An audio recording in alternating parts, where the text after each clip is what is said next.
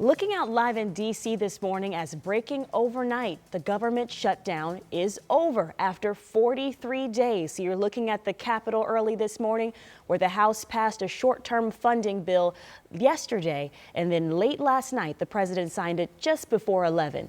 Ahead here on Sunrise, we're going to look at what comes next for Americans, really, how the process of reopen the government will impact all the federal workers for sure that have had the brunt really of the shutdown, of not getting paychecks. And of course, what does it mean to air travel getting back up and running normally? We'll have all of that for you this morning. Yeah, a lot of you waking up to this news. Obviously, this is new overnight, so a lot to unpack. We want to get you caught up on your forecast because things have been changing for us drastically. Actually, You'll think like about it. from Monday. Yes, you will like it. Not as much wind, Matt. Yes. That's great. Changes in the good direction. Yes. We like that. You'll notice not as breezy. That's kind of the big key forecast. When it's so windy, it feels so cold, but with the wind gone, it feels pretty nice. I mean, it's 37 in Indianapolis. I stepped outside a moment ago and it doesn't feel that bad, which is crazy. I know.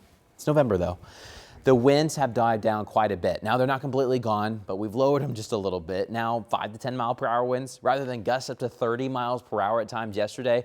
So enjoy some lower wind speeds today under mostly sunny skies. We'll have some high clouds. That's kind of our weather window, what we expect the sky to look like roughly once we can get sunrise, which will be just before 7:30. It's a cool start this morning, and we're about as cold as yesterday morning. Not much has changed temperature-wise. We're down below freezing now in Miami County, down to 32 in Logansport, 32 in Crawfordsville.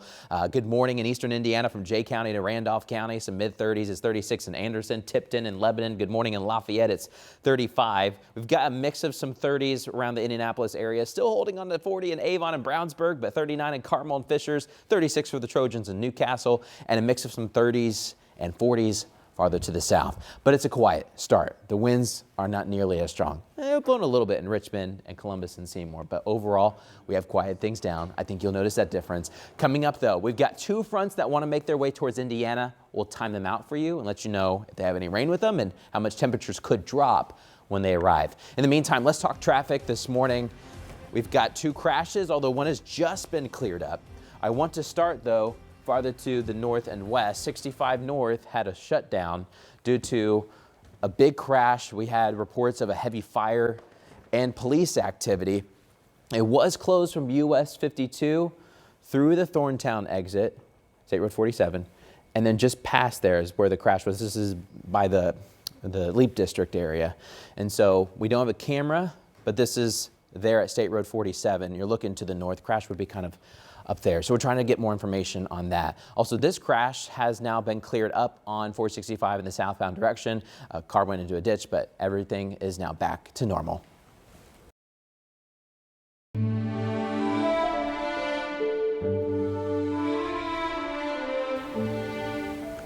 A heartbreak this morning in Delaware County, where tributes are pouring in for a fallen sheriff's deputy killed in a crash along I-69. This is 31-year-old Corporal Blake Reynolds on his wedding day and his bride just this summer when they married. He died helping a semi driver who was stranded on the side of I-69 yesterday. Investigators say Reynolds was outside of his patrol car when another semi lost control, hitting the corporal's cruiser and the other truck. You can see the devastation from that crash. Medics took the 39-year-old driver of that semi to a hospital in Indianapolis. State police have identified him as Teddy Johnson of New Haven, Indiana. We're working to learn how he's doing this morning. And we also have updates in the death of Corporal Blake Reynolds, who, as we know, had died in that, and are learning more about really how the Delaware County Sheriff is helping out and trying to help people start to heal. Yeah, we've seen an outpouring of love and support to that community, but our Marina Silva is back in Delaware County today. I know that you covered this as this was happening yesterday, but what are you seeing of how the community is paying tribute this morning? Well, ladies, I want to show you this deputy's vehicle right next to me. This is a tribute to Corporal Blake Reynolds. You can see there's Paw Patrol balloons, there's flowers, there's a wreath, even an American flag right behind here. And it's all for Corporal Reynolds. Now, it's now been more than 24 hours since the crash that took his life. We can't reach him on the radio. It sounds like we got him on 911, but he's not talking. That audio you're hearing is police radio traffic as his fellow deputies were rushing to him. Corporal Reynolds was helping a semi-truck driver that was stuck on I-69 when a Prairie Farm semi-truck lost control and crashed into them. This morning, we now know the name of the driver of the Prairie Farms truck. Indiana State Police identified him as Teddy Johnson. At last check, he was in surgery at Methodist Hospital after his crash, but since then, he has not had his condition released. We did reach out to Prairie Farms. They sent us a statement saying they're closely monitoring the situation, but they did not give us any information about the driver. Corporal Reynolds was quickly moving up the leadership ranks here in Delaware County, recently making corporal. One of his bosses had nothing but great things to say about him and even talking about his love for the job. Now back here at the sheriff's office, this vehicle is going to be out here for at least for the next few days as many people come and pay tribute to Corporal Reynolds. As far as funeral plans, those haven't been released yet as the sheriff's office works with the Reynolds family. Back to you. We could even just less than 24 hours now. We've just seen the outpouring of support, and that will continue the next few days. Marina, thank you. Yeah, certainly. We've seen it from state and local leaders and other police departments around the state following Corporal Reynolds' death. Even the governor, Mike Braun, issuing this statement, calling it deeply saddening news. He went on to say, quote, "A deputy lost his life in the line of duty while serving a stranded motorist. Maureen and I are praying for his loved ones and all who wear the badge across Indiana." And leaders with the Delaware County Sheriff's Office tell us they will, as Marina mentioned, announce those funeral arrangements later. We'll, of course, share those plans and memorials and bring that to you on air and online as we learn it. Well, this morning, the family of a 43-year-old Indianapolis man says they are not expected to survive after being hit by a car. This crash happened on East Raymond and Shelby Streets in Indianapolis.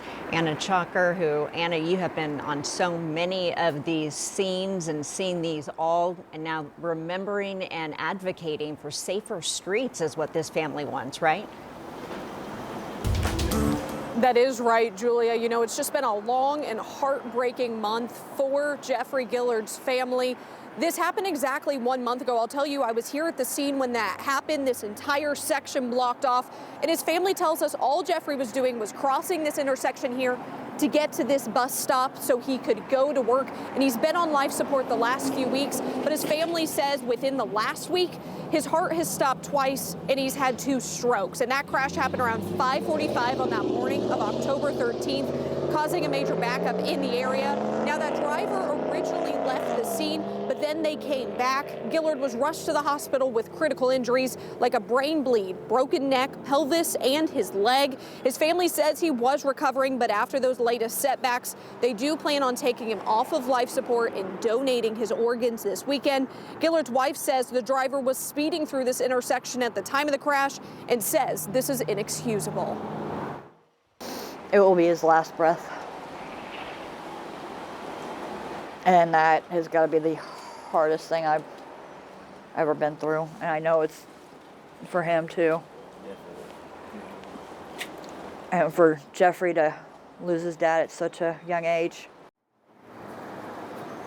Really, so many emotions his family is experiencing. Gillard's wife and son are also pushing for safety improvements here at this intersection of Shelby and Raymond, like better lighting or even a pedestrian overpass crossing.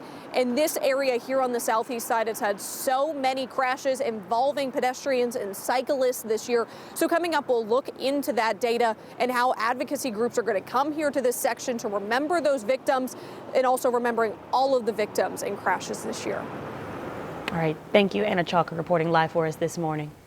Well, in just a few hours, the trial will continue for a man accused of killing a state trooper on the interstate. Eddie Jones is the man charged with murder, who is accused of intentionally swerving a stolen car into Trooper Aaron Smith's path, killing him. The defense says that Jones was just turning to get onto I-70 and he slammed on the brakes and swerved to try and avoid the trooper. Now, yesterday, jurors watched a video captured by the traffic cameras. Investigators say Jones stole his mom's car in Missouri and drove here to Indianapolis in June of 2023. This is video of the actual police chase as they tracked Jones. This is the moment before the deadly accident. Jones was finally taken into custody at a gas station on the southwest side. The police say that Jones hit a police car and another car, and that's what led officers on a chase. Trooper Smith was on the interstate. You can see from this map where he was hit and how close it was to that gas station when he was hit.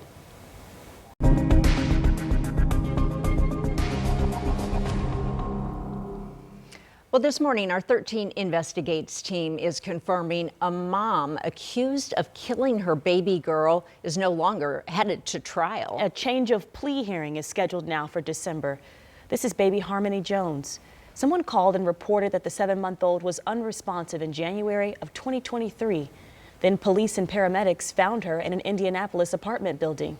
The Marion County Coroner's Office said Harmony died from blunt force trauma to the torso. 13 Investigates learned only 5 other people were in the house at the time of Harmony and Harmony's twin and 4 other adults. A grand jury later indicted her mother, Jada, who you see here, on 1 count of aggravated battery, a level 1 felony. She is now the only adult in this case facing charges. She was set to begin trial this upcoming Monday, but now this plea hearing is scheduled for December 5th. 13 Investigates Sierra Putman, who's been following the story since the beginning, plans to be there. The record-breaking federal government shutdown is over as of late last night, but that doesn't mean that everything is back to normal when you wake up. How this reopening process impacts you. Plus, new emails sent from Jeffrey Epstein that mention President Trump, what the emails say, and the White House responds. Plus, a fiery meeting in Hamilton County over teacher contracts there. Why teachers say the current offer is essentially cutting their pay.